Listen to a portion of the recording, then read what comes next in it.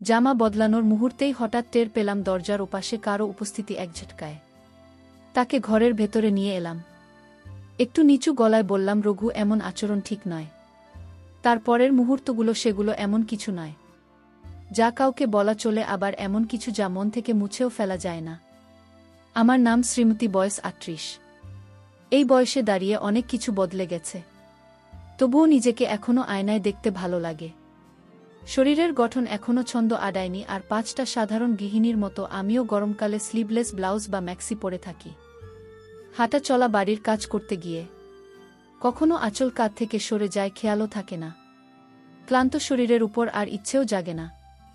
সবকিছু ঠিক করার আমার স্বামীর নাম সুদীপ্ত, বয়স ৪৫। এক সময়ে ব্যবসায় বড় লোকসান করে অনেক দিনায় জড়িয়ে পড়ে। সেই পরিস্থিতি সামাল দিতে এক ধনী মহিলার সঙ্গে নতুন সংসার শুরু করে। তার সাহায্যে আবার ঘুরে বেড়ায়। এখন ভালোই চলে, তবে সে অন্য বাড়িতে থাকে। মাঝে মাঝে এখানে আসে, খরচ দিয়ে যায় এই বাড়িতে। আমি এখন প্রায় একাই, সঙ্গী বলতে আছে আমার ভাগিনা রঘু। বাবা মা না থাকা, ছোটবেলা থেকে আমাদের কাছে থাকে। বয়স ২৫-এর কাছাকাছি, একটু চট্টে, একটু গোয়ার।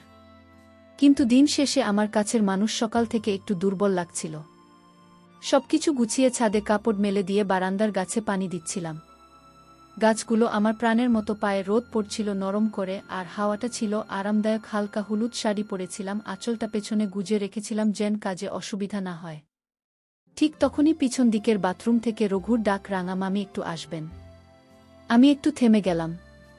গলা শুনে বুঝলাম। বললাম, কি হয়েছে রঘু? ও ভেতর থেকে মৃদু গলায় বলল, পিঠে একটু কাদা লেগেছে, নিজে ঠিকমতো পরিষ্কার করতে পারছি না। আমি একটু অবাক হয়ে দাঁড়িয়ে গেলাম। দরজার দিকে এগিয়ে গিয়ে বললাম, তুই কি বলছিস? রঘু ও দরজার ফাঁক দিয়ে সাবানের ফেলা লাগানো পিঠটা দেখিয়ে বলল, এখানে তো কেউ নেই। একটু সাহায্য করলে ভালো হতো মামি। আমি এক ধাপ পিছিয়ে এলাম। দরজাটা টেনে দিয়ে বললাম, এইসব বোকামি করিস না রঘু, আমি কিন্তু তোর মামাকে সব বলবো। আমার কণ্ঠ রাগে ভরা ছিল, কিন্তু ভিতরে যেন কোথাও একটু কাঁপুনি বাজল। আজকাল রঘুর আচরণে যেন একটু অদ্ভুত টান লক্ষ্য করছি। আমি ওর কথার কোনো জবাব না দিয়ে ফিরে এলাম, কিন্তু মনটা বাগানে মন দিতে পারছিল না। বারবারই সেই কথোপকথন কানে বাজছিল। অস্বস্তির সঙ্গে সঙ্গে একটা অজানা রকম অনুভবও হচ্ছিল। নিজেকেই বুঝিয়ে বললাম, এই বয়সেও যেন কিছু কিছু অনুভূতি পুরোপুরি মুছে যায় না। বিকালে বারান্দায় বসে বই নিয়েছিলাম। হাওয়ায় আঁচলটা উঠছিল আস্তে আস্তে পাতা। চোখ রেখেও মনটা কেমন যেন এলোমেলো লাগছিল। দুপুরে সেই ঘটনাটা যেন মন থেকে যাচ্ছিল না। সবকিছু কেমন ঘরে ঢেকেছিল। এমন সময় হঠাৎ বাইরে কিছু শব্দ শুনলাম। আরে রঘু পড়ে গেছে, পায়ে আঘাত লেগেছে, রক্ত বেরোচ্ছে। আমি বই ফেলে তাড়াতাড়ি নিচে নেমে এলাম। উঠোনে গিয়ে দেখি রঘু গেঞ্জিতে গলায় ঘাম জমে গেছে আর মাটিতে বসে আছে। হাঁটুর নিচে একটু কেটে গেছে, তবে মুখটা এমন করে কুঁচকে আছে যেন ব্যথা ছড়িয়ে পড়েছে সারা শরীরে। আরে কি হলো রে? আমি ছুটে গিয়ে জিজ্ঞেস করলাম। রঘু অসহায় মুখে তাকিয়ে বলল, মামি, খুব ব্যথা পাচ্ছি, পা নড়াতে পারছি না। আমি ওকে ধীরে ধীরে ধরে ঘরের ভেতরে নিয়ে এলাম। দালানের পাশে বসিয়ে পা ধুয়ে তাড়াতাড়ি মলম আনতে গেলাম। ঘামে ভেজা শরীর। আর আমি যখন তুলোটা ওর পায়ে ছুঁই, ও কেমন একটু চমকে উঠল। ধরনা তো ওইখানে। ও হালকা গলায় বলল, আপনার হাত ছোঁয়ার পর কেমন যেন ঠান্ডা ঠান্ডা লাগছে মামি।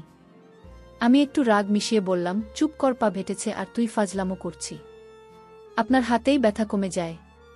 মামি ও মুচকি হাসল। আমি কিছুক্ষণ চুপ করে রইলাম। ভাবছিলাম, এই ছেলেটা দিন দিন এমন সাহসী হয়ে উঠছে কি করে? ওর কথাগুলো একদিকে অবাক করে, অন্যদিকে কোথাও যেন একটা অদ্ভুত শিহরণ শুয়ে যায়। মলম লাগাতে গিয়ে কখন যেন হাতটা একটু উপরের দিকে উঠে গিয়েছিল। রঘু কষ্টের গলায় বলল, আরও একটু নিচে দিলে হতো, হাঁটুর কাছটাই ঠিক লাগেনি। আমি হুঁশ ফিরে পেলাম। একটু সোজা হয়ে দাঁড়িয়ে বললাম, রঘু, কথা বাড়াস না, বেশি বাড়াবাড়ি করলে কিন্তু বাড়িতে পাঠিয়ে দেব। ওর গলায় এবার কেমন যেন একটানা আবেগ। আপনি না থাকলে আমি কোথায় যাব মামি? আমি আর কিছু বললাম না, উঠে ঘরের দিকে চলে এলাম। পেছনে ওর দৃষ্টির ভার যেন কাঁধে এসে পড়ল। ঘরে ঢুকে দরজাটা লাগিয়ে দিলাম, কিন্তু মনটা সারাদিন অস্থির রইল। রাতে একবার ওর ঘরে গেলাম।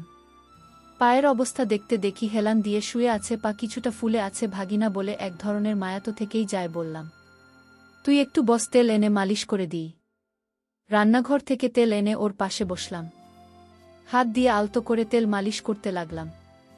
কখন যে আঁচলটা একটু সরে গিয়েছিল টের পাইনি। আমি কিছু বলছিলাম, কিন্তু রঘু চুপচাপ তাকিয়েছিল, ঠিক কোথায় জানি না, তবে ওর চোখে একটা গভীরতা ছিল।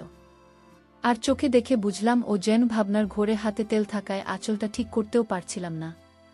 একটু হেসে বললাম, আর একটু লাগাব নাকি? রঘু যেন ধ্যান ভাঙিয়ে বলল, তেল লাগালে আরাম হয় মামি।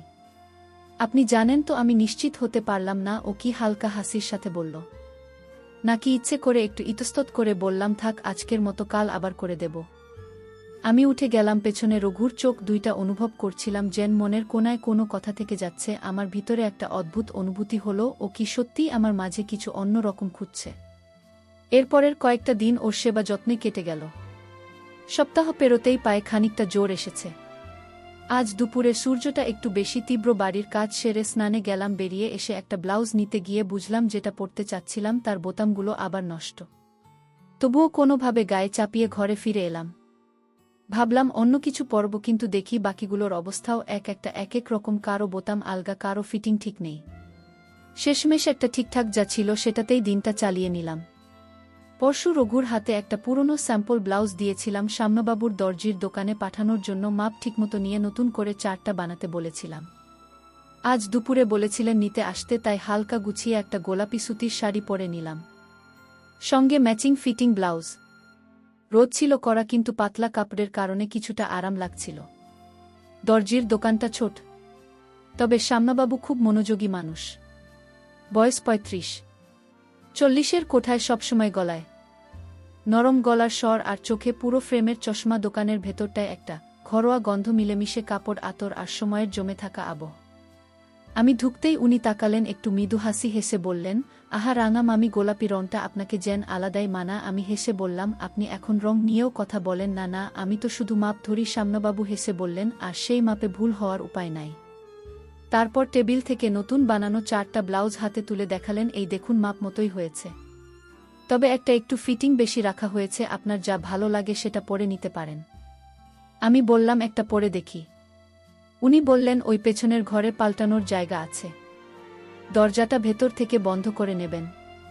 আমি গিয়ে একটা ব্লাউজ পরে দেখলাম, সত্যি বলতে একটু টাইট লাগলো, আঁচল ছাড়া অস্বস্তিকর মনে হচ্ছিল। বেরিয়ে এসে বললাম, এইটা মনে হয় একটু বেশি আটসাট হয়ে গেছে না?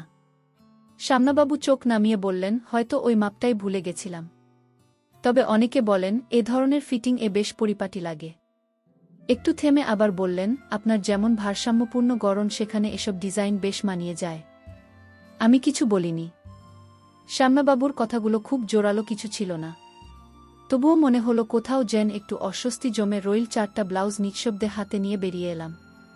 পেছন থেকে উনি বললেন, কোনো সময় যদি কিছু ঠিকঠাক না লাগে জানাবেন রাঙা মামি, আমি দেখে দেব। রাস্তা দিয়ে হাঁটতে হাঁটতে মনে হচ্ছিল আমার উপস্থিতি হয়তো কারো কারো চোখে একটু আলাদা অর্থ বহন করে, আর আমি কিছু না বলেই সেই অনুভূতির মাঝখান দিয়ে হাঁটছি, শুধু নিজের মতো করে। সকাল থেকেই রঘু জেদ ধরেছে, মামি সিনেমায় চলেন না?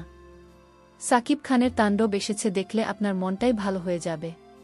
প্রথমে না করেছিলাম, কিন্তু ওর চাহনি আর মন খারাপ করা মুখ দেখে শেষমেশ রাজি হলাম। ভাবলাম অনেকদিন পর বাড়ির বাইরে একটু বেরোবো, খারাপ কি, নিজেকেই যেন একটু বদলে নেওয়ার সুযোগ। একটা হালকা সবুজ সুতির শাড়ি পরে নিয়েছিলাম, পাতলা রঙের ছাপা, সঙ্গে সালোয়ার আর গলায় একফালি হালকা ওড়না। গরমের দিনে বেশ আরামদায়ক ছিল। রঘু আজকাল একটু স্টাইল ধরে পড়েছে, হালকা নীল জিন্স আর ফিনফিনে গেঞ্জি। চুলটাও যেন বিশেষভাবে সাজিয়ে এসেছে। সিনেমা হলে পৌঁছে দেখি বেশ ভিড় জমেছে। চারপাশে লোকের ভিড় ঠেলে রঘু আমার হাত ধরে টান দিয়ে এগিয়ে গেল টিকিট লাইনের দিকে। ভিড়ের মাঝে একটু একটু করে ঠেলে নিয়ে চলেছে আমাকে। কিছুটা অস্বস্তি হচ্ছিল, তাই একটু পিছিয়ে দাঁড়াতে চাইছিলাম। রঘুর কণ্ঠে শুনলাম, এই ভিড়ে হারিয়ে যাবেন মামি, আমার কাছেই থাকেন। টিকিট হাতে পেয়ে দেখি সিট পড়েছে একদম পেছনের সারিতে। হলের ভেতর ঢুকতেই চোখ সয়ে যেতে সময় লাগলো। বাতাস ঠান্ডা আর চারপাশটা হালকা আলো আধারিতে ঢাকা। আমরা পাশাপাশি বসে পড়লাম। চারপাশে হাসির আওয়াজ, ফিসফাস আর সিনেমার পর্দায় দ্রুত কাটা সংলাপ। ছবির শুরুটা ছিল জমকালো নাচ গান, রঙিন দৃশ্য। আমি পর্দার দিকে মনোযোগ দিয়েছিলাম। কিছুক্ষণ পরে টের পেলাম রঘুর হাত আমার হাতের কাছাকাছি এসে গেছে। হয়তো সিটের জায়গা কম ছিল, বা হয়তো ভিড়ের কারণে কাছাকাছি বসা। তবু একটু সরে বসলাম। রঘু আর কিছু বলল না, কিন্তু আমি অনুভব করছিলাম চারপাশে নীরবতা যেন ধীরে ধীরে একটু ভারী হয়ে উঠছে। একটা গান শুরু হলো, একটু ধীর লয়ে আবেগঘন। সেই মুহূর্তে আমার মন যেন সিনেমার ভেতরের গল্প ছাপিয়ে নিজের ভেতরেই ঢুকে পড়ছিল। চোখে আলো আর মনের ভেতর কিছু অচেনা সাদা। রঘুর নিঃশ্বাসের শব্দ আমার খুব কাছে মনে হচ্ছিল। যদিও সে কিছু বলল না, আমিও চুপ করে থাকলাম। মাঝে মাঝে অন্ধকারে এমন অনুভূতি হয় যা আলো প্রকাশ পায় না, কেবল মনে থেকে যায়। আমি ধীরে গলায় বললাম, রঘু, সিনেমা দেখতে এসেছি, অন্য কিছু নয়। ও কিছু বলল না, শুধু এক মুহূর্তে হাতটা টেনে নিল নিজের কোলের কাছে। ছবির শেষে আলো জ্বলে উঠল। আমি একটু তাড়াতাড়ি উঠে দাঁড়ালাম, মুখটা নিচু করে বাইরে বেরিয়ে এলাম। রঘু আগেই জানিয়েছিল বাইকে চলে যাবে, আমাকে বাসে বা রিকশায় ফিরতে হবে। হলো থেকে বেরিয়ে এসে দেখি চারপাশে যেন শহরটাই অন্যরকম। হঠাৎ আকাশ কালো হয়ে এলো, আর মিনিট দুয়েকের মধ্যে শুরু হয়ে গেল ঝমঝমে বৃষ্টি। এক হাতে ওড়না মাথায় টেনে ধরে রাস্তার পাশে দাঁড়িয়ে রইলাম। রিকশা বা ট্যাক্সি কিছুই চোখে পড়ছিল না। মনটাও কেমন অস্থির হয়ে উঠল। বাড়ি ফিরতেই হবে, ভিজলে তো জ্বর এসে যাবে। ঠিক তখনই একটা লোকাল বাস এসে থামল। চিন্তা না করে উঠে পড়লাম। বাসে উঠে বুঝলাম জায়গা নেই, আর ভিড় এত বেশি যে নিজেকে ঠিকমতো সামলানো চাচ্ছে না। যে যেভাবে পারছে দাঁড়িয়ে আছে। আমিও আঁচল সামলে কোনো রকমে দাঁড়িয়ে রইলাম।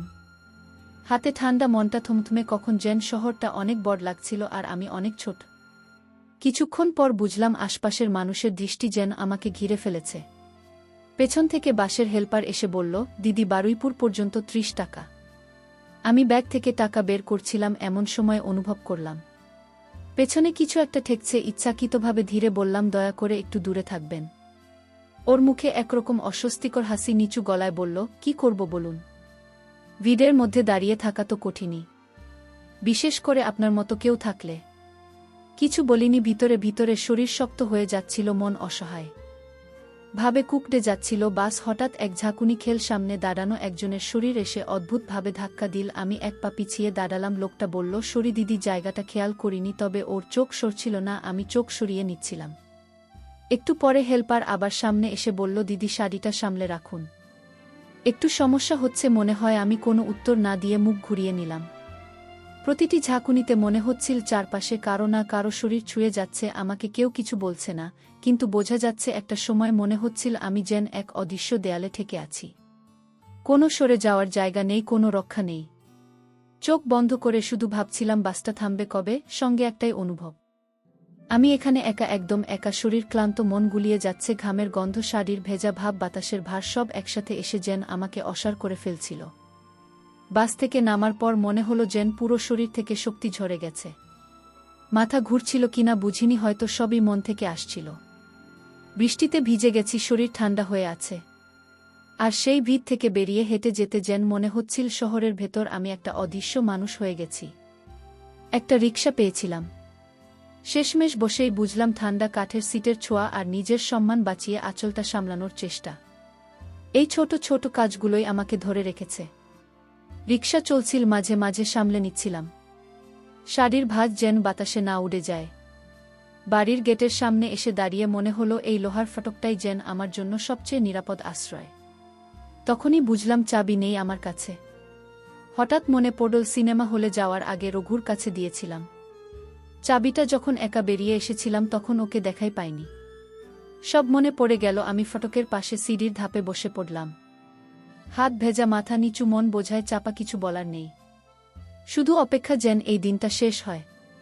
বৃষ্টি ফোঁটা ফোঁটা করে গায়ে গড়িয়ে পড়ছিল, চুল থেকেও ফোঁটা গড়িয়ে মুখে লেগে যাচ্ছিল। আমার আঁচল ভিজে কাঁধে টিকেছিল আর ঠান্ডায় শরীর শিউরে উঠছিল। ঠিক সেই সময় পাশ থেকে পরিচিত কণ্ঠ শুনলাম। এতক্ষণ বাইরে দাঁড়িয়েছিলেন রঘু। আমি ওর দিকে তাকালাম। ওর মুখে ছিল একটা অদ্ভুত মিশ্র অনুভূতি, কষ্ট, অস্বস্তি আর সামান্য দুঃখের ছাপ। আমি বললাম, তুই তো সিনেমা হলে ছিলি, চাবিটা তো তোদের কাছেই ছিল। তারপর আমাকে এভাবে একা ফিরে আসতে হলো। রঘু ও একটু চুপ করে নিচু গলায় বলল, মাফ করবেন মামি, আমি বাইকে ছিলাম, ভাবিনি আপনি একা ফিরে আসবেন। আসুন, আমি দরজা খুলে দিচ্ছি। দরজা খুলতেই আমি সোজা ঘরে ঢুকে পড়লাম। পেছনে ওর পায়ের শব্দ পেলাম, কিন্তু ফিরে তাকায়নি। দরজা আটকে দিলাম। ঘরের মধ্যে অল্প আলো, জানলা দিয়ে ঠান্ডা বাতাস ঢুকছিল। ভিজে কাপড়ে ঠান্ডা লাগছিল প্রচণ্ড। প্রায় শাড়িটা পাশে সরিয়ে দিলাম। এক মুহূর্ত আর সহ্য হচ্ছিল না। ড্রেসিং টেবিলের পাশে দাঁড়িয়ে চুল খুলছিলাম। আয়নায় নিজের দিকে তাকিয়ে কেমন যেন অচেনা লাগছিল। এই ক্লান্ত মুখটা কি আমি বৃষ্টির ঘ্রাণ আর ভেজা শাড়ির গন্ধ ঘরটাকে মিষ্টি করে তুলেছিল। ভেজা জামা কাপড় বদলানোর সময় বুঝলাম দরজার ওপারে কেউ দাঁড়িয়ে আছে, সামান্য নড়াচড়া নিঃশ্বাসের শব্দ, হয়তো রঘু। এটা ভয় নয়, লজ্জাও নয়, একটু অন্যরকম একটা অনুভব। হঠাৎ বুকের কাছে হালকা ধুকফুক বোধ করলাম। আমি ধীরে বললাম, রঘু তুই চলে যা, আমি একটু বিশ্রাম নেব। ও কোনো উত্তর দিল না। হয়তো চলে গিয়েছিল, হয়তো চুপচাপ দাঁড়িয়েছিল। আমি জানি না, শুধু জানি সেদিন রাতে ঘরের বাতাসটা একটু ভারী হয়ে উঠেছিল। সকালের বৃষ্টি অনেক আগেই থেমে গিয়েছিল। দুপুরের রোদ উঠতেই আমি একগাদা ভেজা কাপড় ঝুড়িতে ভরে ছাদে গেলাম শুকাতে। শাড়িগুলো থেকে জল টপ টপ করে ঝরছিল, যেন ওরাও আমার মতো ভিজে কাঁপছে। আমার গায়ে তখন ছিল পাতলা সাদা সবুজ ছাপা সুতির শাড়ি, হালকা ও আরামদায়ক। ভেজা গায়ে ভারী কাপড়টা কঠিন হয়ে ওঠে। চুলটা হালকা ভেজা, পেছনে খোপা করে বাঁধা। ছাদে উঠে একটু হেসে উঠলাম, এই রোদটার জন্যই তো সকালের অস্বস্তি সহ্য করেছি। একটাই, আর করারও কিছু নেই। আমি আবার কাজে মন দিলাম। হঠাৎ দেখি রঘু এগিয়ে এসে পাশে দাঁড়াল। এক হাত দিয়ে আমার দড়িটা ধরে বলল, এই দিকটা আমি ধরে রাখি, আপনি কাপড়গুলো দেন। রাঙা মামি, রাঙা মামি। কথাটা শুনে একটু থমকে গেলাম। অচেনা লাগছিল, আবার যেন বেশি পরিচিত। বুঝতে পারলাম না ঠিক কি অনুভূতি। আমি চুপ করে কাপড় তুলে দিলাম। ছাড়ি ঝোলানোর সময় হঠাৎ আমাদের হাত ছুঁয়ে গেল। একটা অপ্রত্যাশিত মুহূর্ত ছিল। কেউ কিছু বলল না, বরং দুজনে একটু থমকে দাঁড়িয়ে রইলাম। আমার গলার কাছে হঠাৎ গরম বাতাসের একটা ঢেউ গেল। চোখ কোণে তাকিয়ে দেখি রঘু দৃষ্টি আমার উপর আটকে আছে। হাওয়ায় শাড়িটা হালকা লেগে যাচ্ছিল। আমি দ্রুত আঁচলটা ঠিক করছিলাম। কাপড়গুলো টানটান করে দড়িতে ঝুলিয়ে দিতে দিতে বললাম, এই দিকটা বেশি রোদ পড়ে, ওদিকে গেলে আবার ভিজে যাবে। রঘু হাসি মুখে বলল, আচ্ছা, আপনি জানেন রোদে যখন শাড়িগুলো দোলাচ্ছে তখন আপনারই মতো ঝলমল করে রং ফুটে ওঠে। আমি মুখ ঘুরিয়ে রাখলাম, কিন্তু ঠোঁটের কোণে হালকা একটা হাসি ফুটে উঠল। আর ওর দিকে তাকাতে পারলাম না, কিন্তু বুঝতে পারছিলাম ওর চোখ যেন আমার উপর আটকে আছে। হাওয়াটা একটু বেড়ে গেল। আঁচলটা হঠাৎ উড়ে গিয়ে পেছনে চলে গেল। আমি হাত দিয়ে আঁচলটা সামলাতে গিয়ে পারলাম না। ঠিকঠাক ও পেছন থেকে এসে আস্তে আস্তে আঁচলটা নিয়ে সামলিয়ে দিল। আমি হালকা সরে গেলাম। একপাশে গিয়ে বললাম, ঠিক আছে রঘু, বাকি কাপড়গুলো পরে ঝুলিয়ে দেব, তুই নাম, রোদটা বেশি হয়ে যাচ্ছে। ও একটু থেমে বলল, আপনি তো সকালে ভিজে গিয়েছিলেন, সাবধানে থাকবেন, ঠান্ডা লেগে গেলে অসুস্থ হয়ে পড়বেন। তারপর ধীরে ধীরে ছাদ থেকে নামতে লাগল। আমি দড়িতে ঝুলানো শেষ শাড়ি নিয়ে ভাবছিলাম। আজকাল ওর চোখে যেন একরকম অন্যরকম ভাব দেখছি, যা আগে দেখিনি। আমি নিজেও কেমন যেন ভাবনায় পড়ে গেলাম।